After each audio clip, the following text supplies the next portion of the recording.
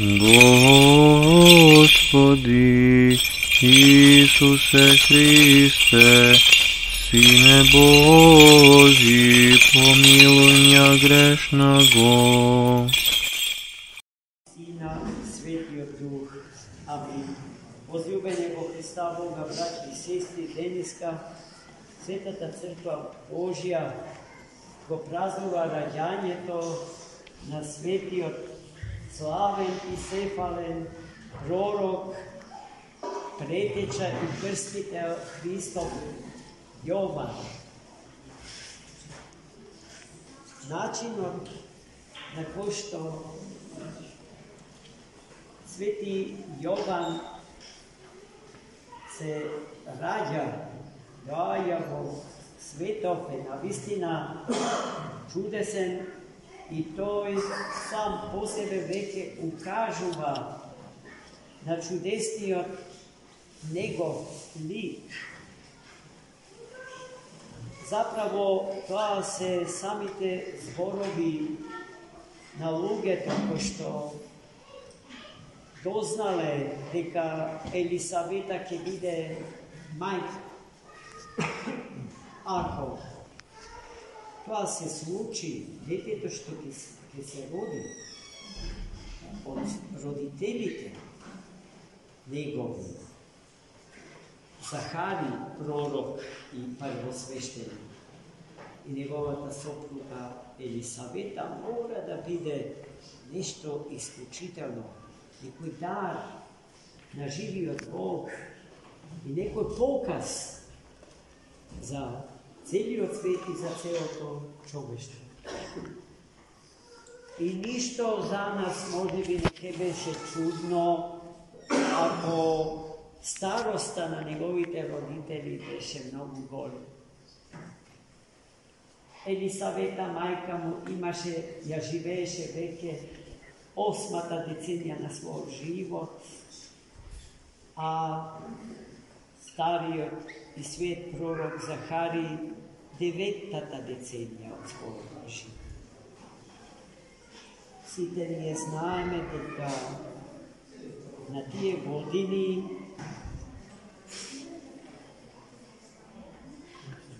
биолошките услови за раѓање нов живот не постои.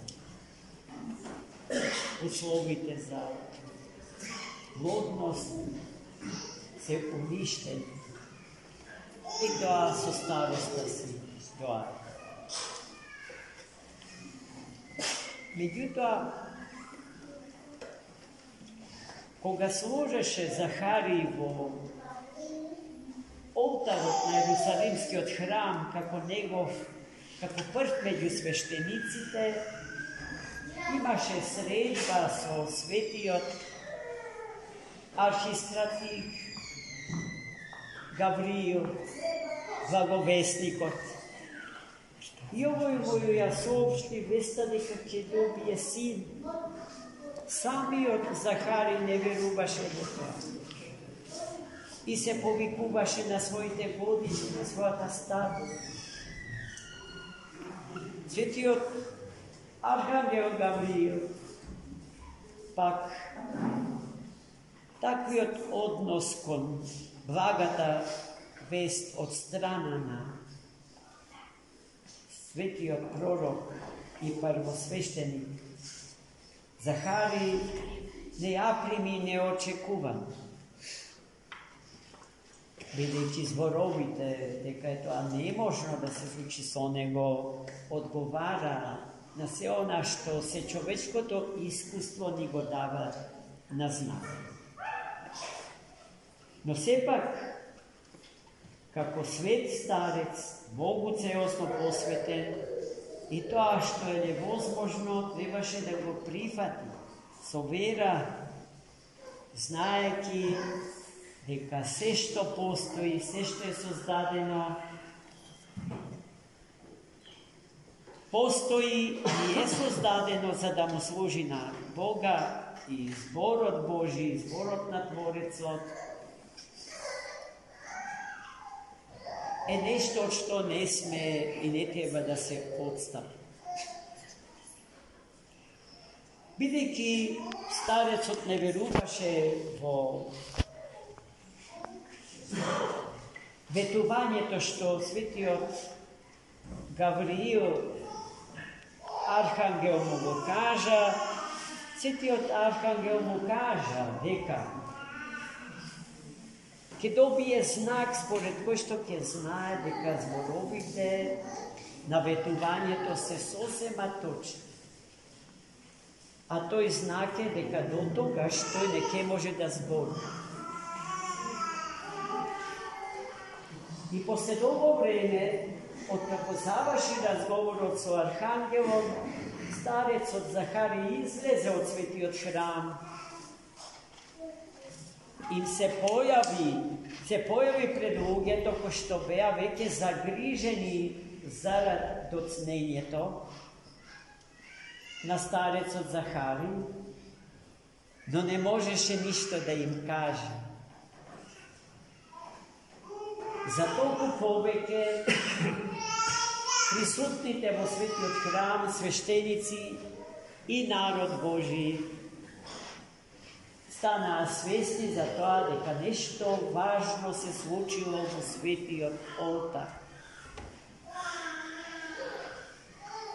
И не се поминале денови, цели 6 месеци пред зачатието на Христа во девствената утроба на Богородица Мајка, се зачна светиот пророк Јован во утробата на својата мајка Елисавета.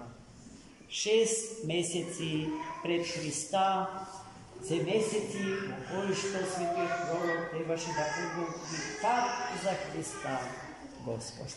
И затоа второто име на светиот Јован е Продромос, предеча, оној кој што му предходи на Христа Господа, за да му подготви пат нему, на оној на кој што самиот свети Јован сметаше дека не му е достоен да му ги одврзе ремењата од обувките него.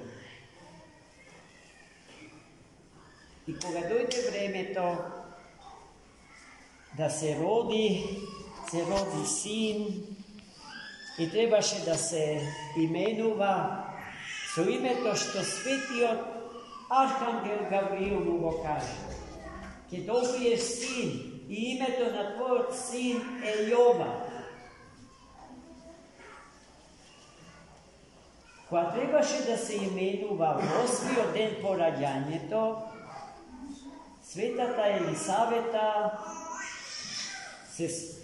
имаше разговор со присутните блиски луѓе на нивното семејство по прашањето на името. Тие сметале дека детето треба да го носи името на неговиот татко Захари. Но таа се противставила и им рекла не Захари, туку Јован. А тогаш тие се досетиле дека за името треба да го прашаат и таткото, што тој ќе каже.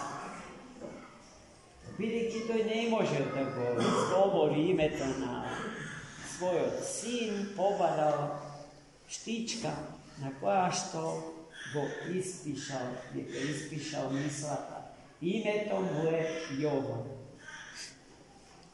И во тој час немоста го напушти. Тој можеше после тоа да збори со неговата прекрасна дарба за толкување на Светото писмо и тајните на животот. Зашто старецот Захари, старицата Елисавета и нивниот син Јован од раѓање па до неговата трагична смрт со отсекување на главата беа личности со безпрекорен црковен живот.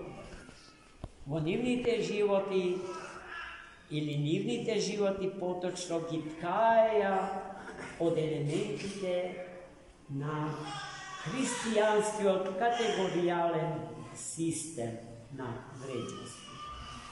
I zato sveti prorok stoji pred nas za vsekoga, kako prime, što treba da go sledime, a golemite Bogoslovivo boja, kako što gi narekuvati ikonopiscite i fresko živopiscite, naše način mesto sveti Jovan da go opredjelati jasno i nedvosmisleno go kompozicija, ta poznata pod imeto molitva. Ta kompozicija centralno to mesto mu pripadja na Hristos. Bog, od desната негова страна се слика неговата майка Богородица, а от десната страна денес родениот Јоан, пророк, претича и крстител Христ. За него се разбира, може много да се зборува, а и предмет на денешната беседа е само неговото раѓање, заправо она за што овој ден е посветен.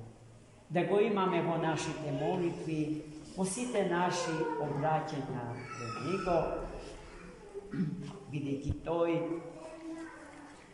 бил е и останува за секогаш од левата страна на Христа, Господа. На тоа исто место тој ќе биде и во денот на великиот и страшен суд. На тоа место тој е и сега, кога по силата на својата љубов и мокни молитвени обраќања кон Христа се изборува за нас и за нашето спасение. Амин.